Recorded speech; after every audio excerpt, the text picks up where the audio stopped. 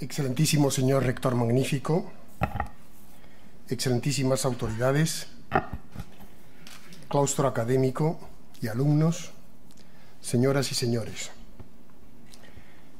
Deseo agradecer, en primer lugar, a las autoridades académicas que me hayan designado para pronunciar esta lección de apertura de curso en un año significativo para la Universidad de Navarra, en el que comienzan sus estudios los alumnos del nuevo grado en Ciencias Ambientales.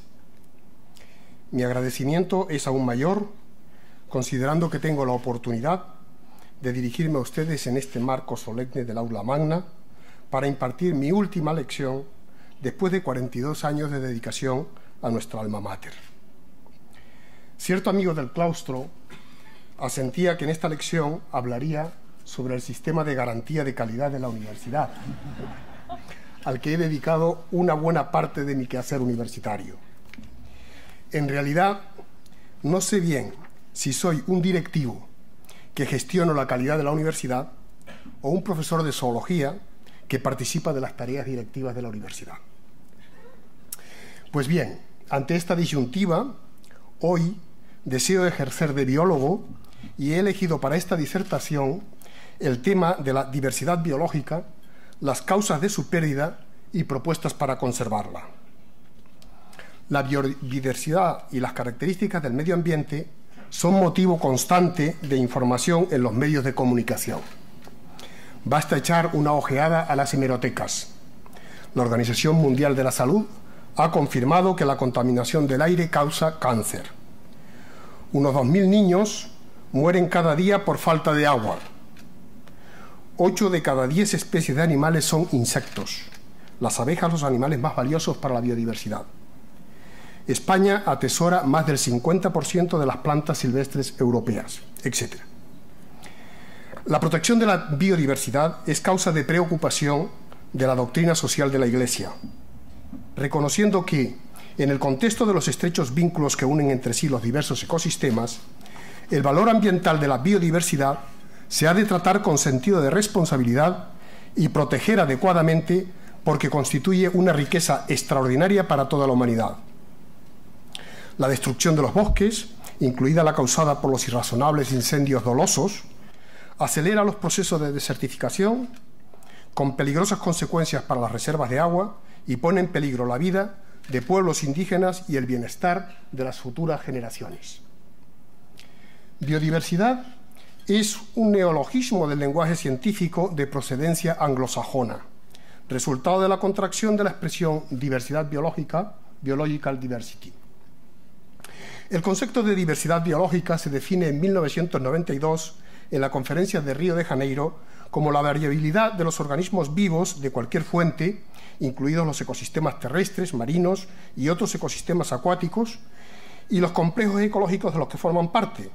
Comprende la diversidad dentro de cada especie, entre las especies y los ecosistemas. En esta primera parte de la lección haré una breve referencia al conocimiento de las especies en los diferentes periodos de la historia natural. El conocimiento de la naturaleza y más concretamente distinguir las diferentes especies de animales y vegetales que pueblan la Tierra ha despertado el interés del hombre desde tiempo inmemorial. En la Edad Antigua, el primero que da una definición en términos abstractos de clasificación como el género y la especie fue Platón, que escribió: cada individuo es solo una imperfecta reproducción de una perfecta idea eterna de la especie y el género.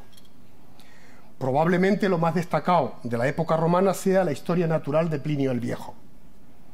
En la Edad Media, con la creación de las universidades en los siglos II y XIII, destaca en el campo de las ciencias naturales San Alberto Magno, que describe 450 especies de animales, dedicando especial atención a la abeja. Durante la Edad Moderna, la situación y la mentalidad van a cambiar con la fundación de las primeras sociedades científicas de Londres y París. También en esta época se inician las primeras colecciones faunísticas que han de constituir el fundamento de los primeros inventarios para el conocimiento de la diversidad a través de la sistemática zoológica. En el siglo XVIII se incrementa el número de naturalistas que hacen expediciones a regiones exóticas, aumentando así el conocimiento de la diversidad biológica en las colecciones de los museos. La figura principal de esta época es Linneo, a quien se debe el actual sistema de clasificación. En el campo de la botánica destaca también la obra del español José Celestino Mutis, que expone al rey Carlos III su plan para realizar una historia natural de América. Lamarck fue el primero en utilizar el término biología y establece su teoría de la evolución de la herencia de los caracteres adquiridos. En el ámbito de la diversidad biológica, permítanme que por mi formación alemana y mi estrecha relación con la Fundación Humboldt, haga una referencia a Alexander von Humboldt. Considerado el padre de la geografía moderna universal, se especializó en diversas áreas de la ciencia como la zoología, la botánica, climatología, geografía, etc. Su obra Cosmos comprende una visión global del universo. En una disertación como esta, sobre biodiversidad, no podemos dejar de mencionar a Darwin. Entre sus múltiples observaciones, tuvieron importancia decisiva los estudios en las Islas Galápagos acerca de la gran diversidad de pinzones de aquellas latitudes, todos ellos perfectamente adaptados a diferentes nichos ecológicos. El resultado de su trabajo lo plasmó esencialmente en su obra sobre el origen de las especies, con su concepción básica de la teoría de la selección natural. La publicación de esta obra le supuso el desafecto de amplios sectores sociales y suscitó innumerables polémicas. Darwin dejó en manos de Huxley el encargo de asumir el peso de la defensa de su teoría de la evolución, el darwinismo. En el siglo XIX se abre en España una etapa decisiva con la publicación de revistas especializadas como los Anales y el Boletín de la Real Sociedad Española de Historia Natural. En Navarra, la creación en 1958 de la Facultad de Ciencias de la Universidad de Navarra supone la apertura de nuevas líneas de investigación en ciencias naturales. Respecto a la fauna de invertebrados, se han realizado amplios estudios de fauna edáfica sobre colémbolos, nematodos, ácaros y otros grupos como los moluscos, arácnidos, crustáceos, miriápodos e insectos. La fauna de vertebrados ha sido objeto de numerosos proyectos, tesis y publicaciones. Destaca el Gran Atlas de Navarra, con mapas de distribución potencial de anfibios, reptiles, aves y mamíferos. En definitiva, se han implantado líneas exitosas de investigación que en conjunto supone la realización de 85 proyectos de investigación, 147 tesis doctorales, 488 comunicaciones y 1.157 publicaciones a 31 de diciembre de 2013. En esta segunda parte de la lección, pretendo realizar el análisis de las principales causas de la pérdida de la diversidad biológica, que de forma pormenorizada se recogen en la edición impresa de esta disertación. Los avances de la ciencia y la tecnología han permitido a la humanidad alcanzar metas insospechadas de progreso y bienestar. Sin embargo, todos estos cambios han supuesto la modificación continua de la relación del hombre con la naturaleza. El planeta se enfrenta a una modificación acelerada de sus ecosistemas y a la pérdida irreversible de su valiosa biodiversidad. Una de las causas de la pérdida de biodiversidad se debe al cambio climático. Cambio climático como conjunto de modificaciones del clima, incluidos los cambios de temperatura, la alteración de los ciclos pluviales y la fusión creciente de los casquetes polares. A los procesos naturales se une la acción del hombre, que emite a la atmósfera cantidades enormes de anhídrido carbónico, metano y compuestos clorofluorocarbonados que dan lugar al llamado efecto invernadero. El impacto del cambio climático sobre los ecosistemas y la biodiversidad se traduce en un conjunto de fenómenos que influyen en las poblaciones, induciendo un corrimiento de la franja de vegetación hacia los polos y, por lo tanto, procesos de desertización concomitantes. Algunas especies persisten bajo las nuevas condiciones, otras reaccionan mediante la migración y otras desaparecen. En los últimos años, preocupa también la contaminación ambiental con la aparición de nuevos compuestos químicos no regulados que traspasan las depuradoras de aguas residuales y recalan en el medio ambiente y la cadena trófica.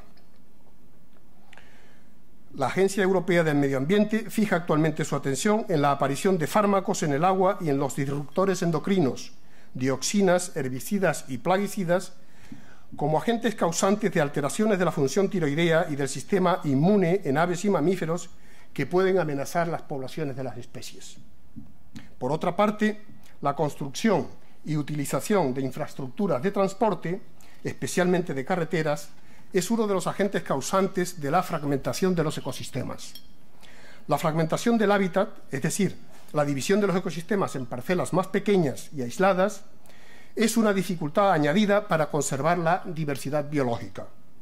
Desde otro punto de vista, en las vías de comunicación se produce del 1 al 4% de la mortalidad por atropello de especies comunes como roedores, conejos, liebres, zorros, erizos, ardillas, tejones, pero también de alguna especie amenazada y emblemática como el lince ibérico. Además, como efecto colateral de las carreteras, se ha estimado que en España, en el año 2000, más del 20% de los incendios forestales se iniciaron en los márgenes de las carreteras, principalmente debido a las colillas arrojadas por los conductores. La caza furtiva tiene también un marcado efecto negativo sobre la biodiversidad, porque es la caza sin control y frecuentemente con medios ilegales de especies en peligro de extinción, en espacios protegidos, en periodos migratorios o en periodos de celo o reproducción. Respecto a la sobrepesca, a partir de la década de los 70 del siglo pasado, se inicia una explotación intensiva y tecnificada de los principales bancos de peces que marca un claro declive de las poblaciones. Según la FAO, en 2007, solo el 20% de los bancos pesqueros tenía una explotación moderada. Además, las artes de pesca como las redes de deriva capturan especies raras o amenazadas como delfines o tortugas, y las redes de arrastre dañan los fondos marinos alterando la biodiversidad de las comunidades bentónicas. Las especies exóticas invasoras constituyen también una de las amenazas a la biodiversidad de los ecosistemas. Los efectos de las especies invasoras son muy significativos, especialmente en ecosistemas aislados como las islas o los sistemas fluviales. Hasta el año 2000 se habían introducido en los ríos de la península ibérica 21 especies de peces, de los cuales 13 se consideran especies invasoras. Las introducciones se han venido realizando desde la época del Imperio Romano, con la carpa y el carpín dorado, hasta la actualidad. Un caso particular es la introducción reciente de cangrejos alóctonos, como el cangrejo rojo, Procambarus clarki, que vemos ahí, y el cangrejo señal de la cuenca del Ebro. En esta tercera parte de la lección pretendo señalar algunas propuestas para conservar la biodiversidad. Las generaciones futuras no nos perdonarían si por pasividad o indiferencia no aplicáramos los conocimientos y tecnologías de que se dispone para conservar la biodiversidad de los ecosistemas. Las razones por las que se debe proteger la biodiversidad y moderar sus daños son de tipo científico, ético y utilitario. El hombre, con su inteligencia, ha conseguido la domesticación de plantas y animales, escapando así a los procesos naturales a los que están sujetos las demás especies. La fe católica considera al hombre administrador de la biosfera, capaz de aprender y transmitir cada vez con mayor rapidez los conocimientos, pero nada de esto le da derecho a extinguir ninguna forma de vida, sino al revés. Si es honesto y coherente, debe aplicar toda la ciencia y el conocimiento para proteger y conservar toda forma de vida y especialmente el don de la vida humana, desde el mismo momento de la concepción hasta la muerte natural. Conservar la biodiversidad no es solo cuestión de proteger la vida silvestre en las reservas naturales, sino un deber moral de asegurar el desarrollo armónico y sostenible del hombre en la biosfera. Un aspecto clave de los programas para conservar la biodiversidad es la declaración de espacios protegidos para las especies más vulnerables. Un compromiso entre los Estados miembros de la Unión Europea ha permitido establecer la Red Natura 2000, que se muestra en esa diapositiva, que se considera la iniciativa más importante para la conservación de la naturaleza en el viejo continente. La Red Natura 2000 comprende zonas de especial protección para las aves y zonas de especial conservación, con el fin de conservar las especies de interés comunitario. Ante la imposibilidad de referirme a tantos parajes y espacios protegidos de gran belleza de la creación, permítanme que haga una reseña del Parque Nacional de Garajonay, de mi querida isla de La Gomera, que cuenta con una extraordinaria diversidad biológica, con 1.063 especies endémicas de Canarias, de las que 268 son exclusivas de La Gomera, concentradas principalmente en la laurisilva de la zona central de la isla. Un instrumento de especial conservación, de especial relevancia para conservar la biodiversidad son los bancos de conservación de la naturaleza o bancos de hábitat, que consisten en la implantación de un proyecto de creación, mejora y restauración ambiental. Sin duda, una buena noticia para conservar la biodiversidad en España es la novedad de la reciente Ley de Evaluación Ambiental de establecer bancos de conservación de la naturaleza como un mecanismo voluntario que permite restaurar las pérdidas netas de valores naturales, semejante a las compensaciones voluntarias que se realizan en otros países de la Unión Europea, como Alemania, Francia o Reino Unido. Los bancos de semilla constituyen también unos instrumentos formidables para conservar la diversidad vegetal o fitodiversidad. Las semillas pueden conservar su poder germinativo durante siglos si se conservan en condiciones óptimas de baja humedad y temperatura. El proyecto de mayor envergadura a nivel mundial es el Banco Mundial de Semillas de Svalbard, también denominado Bóveda del Fin del Mundo, construido en 2008 en el archipiélago noruego de Svalbard para salvaguardar la biodiversidad de especies y variedades vegetales de cultivos que servirían de alimento en caso de una catástrofe mundial. Alberga un silo de 820.000 muestras de semillas de unas 4.000 especies y variedades, algunas de ellas de primera importancia para la alimentación mundial, como el maíz, el arroz, el trigo, la cebada o el sorgo. Los jardines botánicos se han mostrado también como instalaciones idóneas para asegurar la conservación de especies amenazadas o en peligro de extinción. En efecto, una de las acciones de la Estrategia Mundial para la Biodiversidad propone convertir los jardines botánicos del mundo en una red importante de conservación de los recursos de plantas silvestres.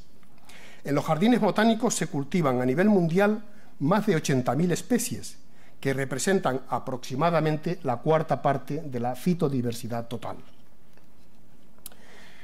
En las últimas décadas asistimos a un interés creciente por la conservación y protección de especies de animales vulnerables mediante programas de conservación. En la Unión Europea, el programa LIFE es el instrumento financiero de apoyo a proyectos medioambientales y de conservación de la naturaleza. En España, la Fundación Biodiversidad del Ministerio de Agricultura y Alimentación secunda los proyectos del programa LIFE mediante estrategias de conservación de especies amenazadas como el oso pardo, el lince ibérico, el urogallo, el desmán del Pirineo o el quebrantahuesos. Resulta sorprendente que, según el informe Biodiversidad en España, de 101 planes de actuación destinados a proteger especies del catálogo español de especies amenazadas, la mitad de los planes se refieren a aves, casi una cuarta parte a mamíferos y el resto a 6 especies de peces, 4 anfibios, 3 reptiles y solo 6 especies de invertebrados. De lo que se infiere que tenemos una inmensa tarea a desarrollar en áreas de conservar la biodiversidad. Finalmente, un dilema que tendremos que dilucidar en los próximos años es si en los parques zoológicos se ha de mantener los animales que los visitantes desean ver o salvar a aquellos que quizá más pronto que tarde podríamos dejar de ver porque se puedan extinguir. En este sentido, los acuarios y parques zoológicos se muestran en la actualidad como instalaciones muy adecuadas para la conservación ex situ de especies en peligro de extinción, que pueden luego ser reintroducidas en el medio natural. Los zoológicos modernos se transforman así en una especie de arcas de Noé como último refugio para especies amenazadas.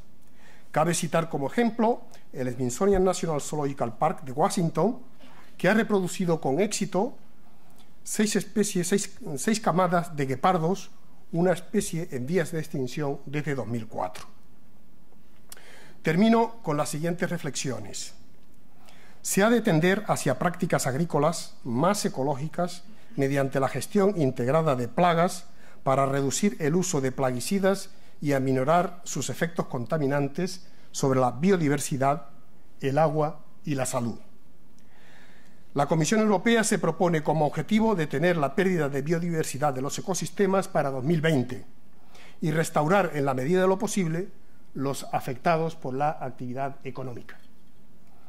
La Europa que inventó la revolución industrial ahora tiene la responsabilidad de encabezar una nueva revolución industrial mediante las ciencias ambientales aplicadas para sanear el medio ambiente y proteger la biodiversidad, lo que se ha venido a llamar ecologizar la economía.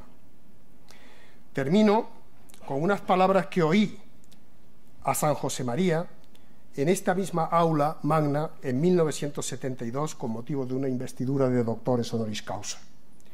La universidad no vive de espaldas a ninguna incertidumbre, a ninguna inquietud, a ninguna necesidad de los hombres. No es misión suya ofrecer soluciones inmediatas, pero al estudiar con profundidad científica los problemas, remueve también los corazones, espolea la pasividad, despierta fuerzas que dormitan y forma ciudadanos dispuestos a construir una sociedad más justa. El nuevo grado en ciencias ambientales viene, en cierto modo, a atender esta nueva necesidad según el proverbio. Al final, conservamos lo que amamos, amamos lo que entendemos, entendemos lo que nos enseñan. Muchas gracias.